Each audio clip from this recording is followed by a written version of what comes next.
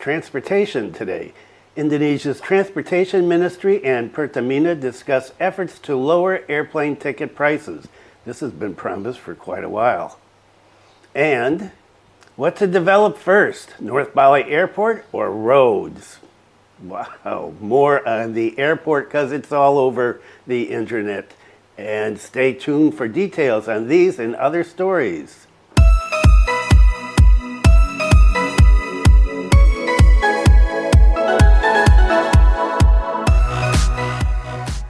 Selamat pagi. Welcome to the latest news from Bali in Indonesia. This is November 5th, 2024, and my name is Bruce. So hopefully people in Flores will stay safe, and air traffic from Flores, from Labuan Bajo to Bali has been disrupted. Okay, transportation, big issue. If you live in an archipelago, you have to have transportation, both for local people and, of course, on the island of the gods, the tourist island, the brand, Bali. And what is the weather like today? Wow, it is hot again. 30.8 degrees Celsius at 9 o'clock in the morning. Humidity 68%. Wind speed is 13.4 kilometers per hour. And it's sunny, and really there's no clouds here to the north. I'm not sure about the south. I didn't look at it yet. But we're kind of half in the rainy season and half not in the rainy season. And I know it's raining in other places, and thanks for letting me know about where the rain is around Lombok. Thanks, Peter, letting us know what's going on in Lombok. And down in the south, I don't know, I haven't talked to my kids yet. But what about the rest of the country? This is not really weather, but two volcanic eruptions going on, and one in Java, Mount Semeru, and then one in Flores, and the one in Flores is pretty extreme. Eruption of Indonesia's Mount Lewotobi Laki-Laki has killed 10 so far, and that's just from last night. I looked this morning, and the news hasn't been updated on that yet. And so volcanic eruptions, and wow, the one in Flores does not look good at all. Transportation, air transportation especially, is really important. So let's talk about the airfare prices. Indonesia's Transportation Ministry and Pertamina discuss efforts to lower airplane ticket prices. Airlangga Hartarto, Indonesia's Coordinating Minister for Economic Affairs, stated that efforts to lower airplane ticket prices are still in the discussion stage with the relevant ministries and institutions, namely the Transportation Ministry and PT Pertamina. He mentioned that the recent competitiveness of airplane ticket prices is one of the points of discussion in efforts to promote domestic tourism through the Indonesia Berwisata or Tourism 5.0 program. That will certainly be discussed with the Ministry of Transportation and also with Pertamina, he said. Furthermore, Airlangga emphasized that the task force for lowering airplane ticket prices formed during the Jokowi administration will not be disbanded. Instead, it will continue its work under the new administration of President Prabowo. He said the work will continue, especially in regards to domestic flight tariffs. This is not from the beginning. We are continuing, he said. Meanwhile, on another occasion, the Minister of Transportation targeted a decrease in airplane tickets before Christmas 2024 and New Year 2025.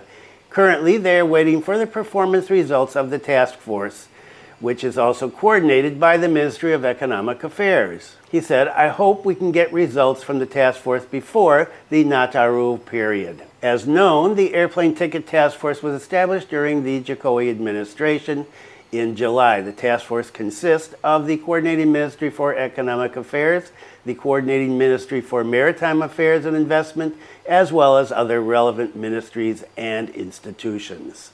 The former Minister of Tourism and Creative Economy, Pak Sandiaga Uno, said that the task force was formed to take innovative steps in evaluating airplane ticket prices. Among them are issues related to aviation fuel costs, spare parts costs, licensing, VAT, and passenger tax. At the time, Pak Sandiaga was looking for a 10% reduction in prices before October 2024, the end of Pak Jokowi's term. However, obviously the target has not been achieved, and so President Prabowo now has to deal with that. Will airplane ticket prices go down before December? Let's hope so. Let's talk about the North Bali Airport again, because after President Prabowo said the other day that he was committed to doing it, everybody wants to have their say on how to deal with it. And so let's go through that today, and then I'm done with that unless something new and startling comes up. Because as much as I love talking about the North Bali Airport, I'm getting a little tired of it. Mentioned during Prabowo's visit, tourism office head says North Bali Airport is solution to congestion. What about the subway? I thought that was the solution. The discourse on the development of North Bali from President of the Republic of Indonesia during his visit has drawn various comments. The head of the Bali Provincial Tourism Office, Pak Pamayun, said he saw this development based on the limited number of runways at the airport. So, of course, with this development, access will be divided. Maybe foreign tourists will land there, domestic tourists will land at Ngurah Rai.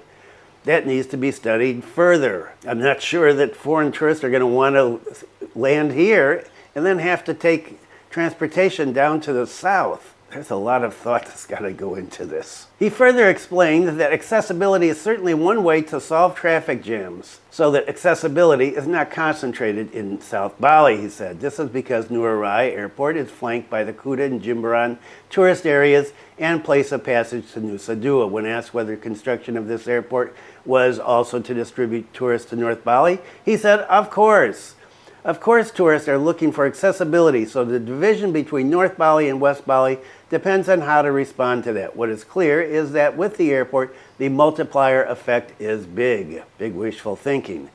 Meanwhile, regarding the statement by the Bali Tourism Board, which stated that it would be better to fix the infrastructure first, I'm going to talk about that in a minute, rather than building the airport, which would be more expensive, Pak Pamayun said the current conditions, if improvements were to be made, what kind of improvements would they be? Because the road can't be widened anymore, he said, and vehicles continue to increase along with the number of tourist visits. Quit bringing in so many tourists. Transportation, of course, we need to wait for the results of this study. Pak Pamayun also assessed that the development of North Bali Airport could prevent over-tourism by, among other things, reducing traffic jams. Because usually businessmen and tourists look for close access, he said. Sometimes I read these and I wonder what I'm reading. Okay, so Pak Pamayun said we need to do study. And, well, how many studies have been done already on North Bali Airport? There were studies done over in the west and found out that there was going to disturb the wildlife over in the park.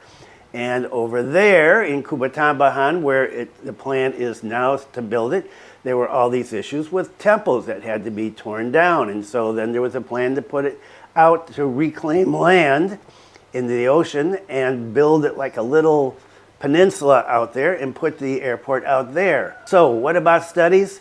Support North Bali Airport with in-depth study. So this optimism about the North Bali Airport is gone up and up and up and up. But there are a number of challenges such as narrow land that have to be taken into consideration. So Pak Pamayun said that he supports the land, as I talked about in the last segment, but that an in-depth study needs to be done before starting construction. So Pak Pamayun said that you can't do anything else with the airport as it exists now, and so you need to have another airport. We just can't add more runways, he said. And so the North Bali Airport, planes will fly there, tourists will stay up in the north, and things will be spread out, and we won't have overcrowding, and we won't have traffic congestions. And this is based on a big assumption that people are going to want to stay up north if there's an airport here. That's the only thing, this transportation from the south to the north, is the only thing keeping people from staying here. If you read social media, you have people that love it here, like me, and you have people that come up here and go, it's so boring and it's dirty and the beaches are yuck and black sand and there's no waves and there's no clubs and there's no this and there's no that. There are clubs, there are bars, there are a lot of restaurants, but not as many, of course, as down south or in Ubud or, of course, in Canggu. And so are we going to get lots and lots more people up here? I tend to be pessimistic about that. This is an area that is, well, it's a niche area, and a lot of older people like it because it's calmer and quieter and not so crazy. And for people that want to integrate in with the community, it's a lot easier up here. Okay, anyway, let's get back in here. So, Udayana University tourism faculty academic Professor E. Putu Anom also supports the construction of the airport in North Bali. According to him, the airport has to be done, or the development of Chulukan Bawang Port needs to be done in order to reduce congestion in the south. He said if traffic jams continue, tourists will be reluctant to visit Bali for a second time. However, construction of North Bali Airport must also consider a number of technical issues. One of them is the point of airport construction. He said that the land in North Bali tends to be narrow. He said the airport can be built on piles above the sea without reclamation. He said technically it's a bit difficult. In North Bali, the land is thin, the area is narrow. It's possible to have the airport on piles, no reclamation. It's technically possible to have it on piles. If it's in West Bali National Park, it will damage the environment, as I talked about before. So, on piles, does anybody know anything about airports being built on piles and how difficult that is, how expensive it is, how long it would take? And let's go into one more segment on this, and this is the opposition to building this right now. Road infrastructure support more urgent than North Bali airport development. Various discourses to overcome traffic congestion in Bali have often been heard lately, starting from the construction of the Bali urban subway to the procurement of electric buses. But now, the North Bali Airport is going to be the solution to traffic congestion in the south. And Pak Prabowo said he was going to turn Bali into the new Singapore or new Hong Kong. An update on that from his office said, no, he didn't mean he's going to turn Bali into new Singapore or Bali into new Hong Kong. He meant the new airport is going to be technologically advanced like the airport in Singapore, the airport in Hong Kong. He supports cultural tourism in Bali. So will the construction of North Bali Airport solve traffic congestion? The chairman of the Bali Tourism Board, Ida Bagus Agung Partha Adnyana, Gus Agung, said that according to him, something's more urgent than the airport, namely adequate infrastructure for the transportation. He said adequate transportation infrastructure has to be done. The central government is required to support the development of road infrastructure and public transportation in Bali to accommodate the needs of tourists and local communities. According to Pak Agus Agung, the limited budget of the province and regencies in Bali from the estimated APBD, which is around 30 trillion rupiah, is not sufficient to build adequate roads, modern public transportation, and better accessibility to remote tourist areas. Better infrastructure will help reduce congestion and improve the tourist experience, thereby encouraging quality tourists to continue visiting. What about the non-quality tourists? With adequate infrastructure development from west to east and south to north to encourage equitable progress in the 9 cities, regencies in Bali. Reducing over-tourism through adequate infrastructure development should occur in several tourist destinations in the southern region of Bali province. And so, we're back at the start again, as always. Now, the president has said that he wants Indonesia to be self-sufficient in terms of food, and he would even like Indonesia to become a food barn. And former Governor Koster said he wanted Bali to become self-sufficient in food so they weren't dependent on other islands. What about rice production in Bali? Guess what? It's declining. Rice production in Bali declines. Here's the explanation from the acting head of BPS Bali. Rice production in 2024 in Bali is estimated at 646,966 tons of dried milled grain. This amount is from land around 107,225 hectares.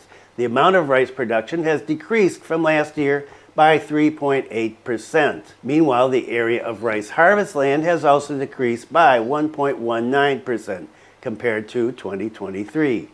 Acting head of the Bali Province Statistics Agency explained that the significant decline in rice production occurred in several regions, such as Tabanan, Gianyar, Badung, Jembrana, Klungkung, and Bangli. On the other hand, production increased in Buleleng, Karangasem, and Denpasar. Meanwhile, if rice production is converted into rice for population food construction, Then rice production through July to September 2024 is estimated at 263,782 tons. This is a decrease of 3.64% compared to the same period last year. Meanwhile, the potential for rice production through October to December this year is 101,643 tons, and then the total would be 364,424 tons, or 3.80% less than last year. And that is it for today. Thanks for viewing. Be kind to someone today. Take care, and I will see you tomorrow, I hope,